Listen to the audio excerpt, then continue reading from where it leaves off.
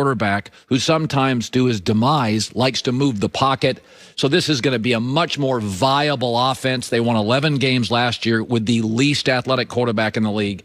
Big day for the Colts. They're in the Super Bowl bubble to me. I do think that J.J. Watt is great for the Packers. He may fit the Titans better, their schemes, but Joe Barry's the new Packer defensive coordinator. He's done a 3-4, a 4-3. He's done it. I know Joe. He can do whatever he has to do for his personnel. But the latest story is, and this stuff starts leaking, and I've always had a theory in my business, stuff only leaks when people want it to leak. All right? Like, we don't get stories if you don't leak stories.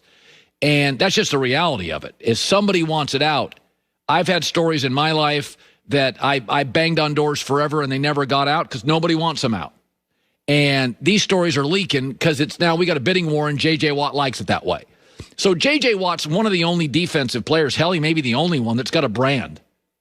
The way it works in the NBA, defensive players, Rodman was rare. Rodman had a brand. It was crazy town, but it was a brand. Usually rebounders don't have a brand. Defensive players don't have a brand in the NFL. J.J. Watt's got one.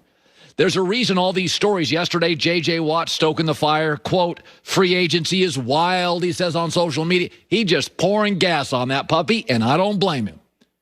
He's saying, listen, I know I've had injuries. I know I'm older. He wants to get paid. And J.J. Watt's like, listen, I was still a top 7 defensive lineman. I want to get paid. Here's the problem. Green Bay does not get into bidding wars. As I just talked about, some teams are very comfortable with that. Dallas is. Through the years, Philadelphia is.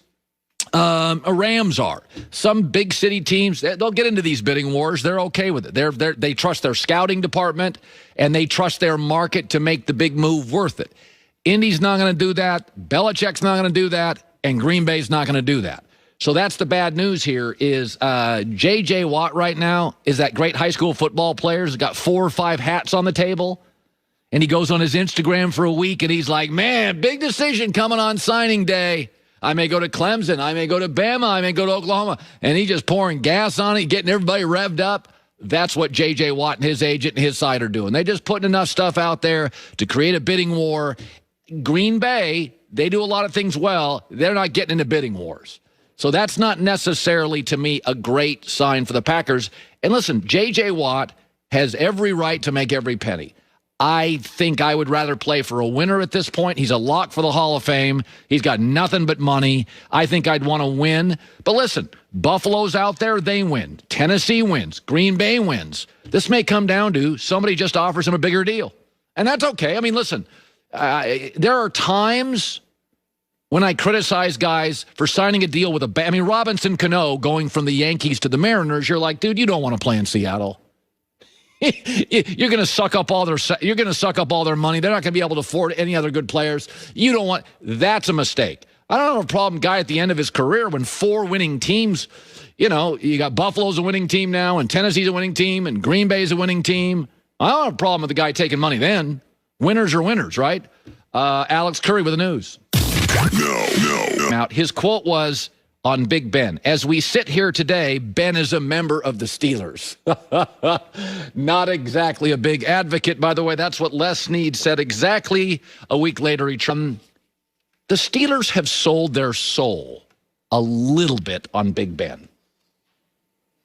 Let me tell you about Big Ben and the truth. And Pittsburgh has known this since day one. He doesn't commit in the offseason. Jay Glazer jokes, his idea of an offseason workout is beers and a yoga workout once a week. He's never been good with film study, and it's gotten worse over time. He's an average practice player. They run a remedial, unsophisticated audible system. They've catered it to Ben. And also, he struggles with high-profile offensive players. Pittsburgh's a smart organization. They know he should be better at film study. They know he should be more committed in the offseason. They know he's too dramatic when anybody gets a little glare on the offensive side. They sold their soul for Ben, and here's where they are. Trapped. $42 million.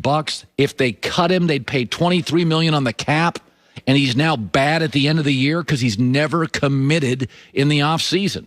He was awful in December. He was 1-4, 8 picks. Bad. That's what happens. As you age as a quarterback, Breeze didn't have the arm left in December. Ben's bad in December. My wife preaches something all the time. And she's always on this. She's always like, stay current, dress current, social media current, get on Instagram. Just stay current. And Tom Brady's the embodiment of this. He gets on social media and he's funny.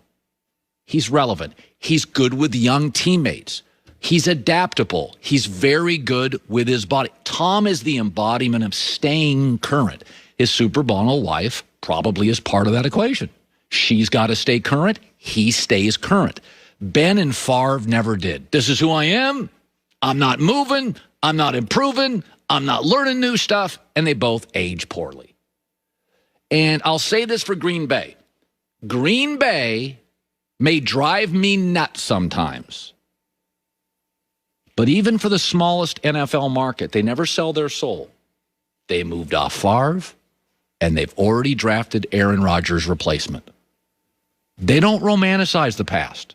Green Bay never sells their soul. I wish occasionally they'd go for it in free agency. But they've got a soul and a value system, and they never trade it. Pittsburgh, a small market too, sold their soul for Big Ben. They knew he was a crappy practice player. They knew he wasn't committed in the offseason. They know he doesn't put in the film study time. But he was so talented. They appeased him. They placated him. They let him get away with it. And now they're trapped. Green Bay's not trapped. Pittsburgh's trapped.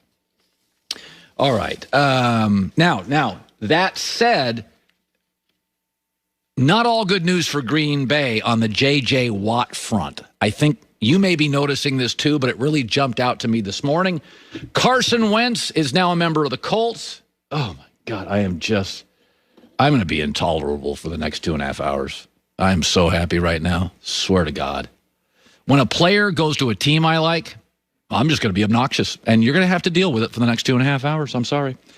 Who doesn't love Jersey Mike's? We got free sandwiches. That's free Jersey Mike's Sandwich Wednesday on the Herd yesterday. My number 7, turkey provolone. Listen, what's not to love? Convenient, clean pickup stations for app and online orders.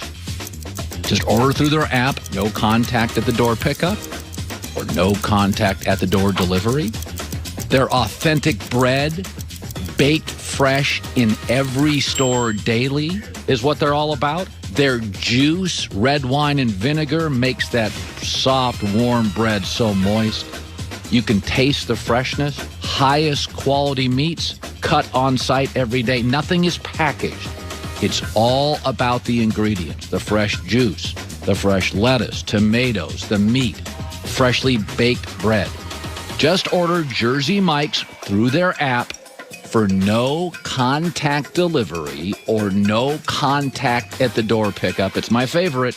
Jersey Mike subs. Be a sub above.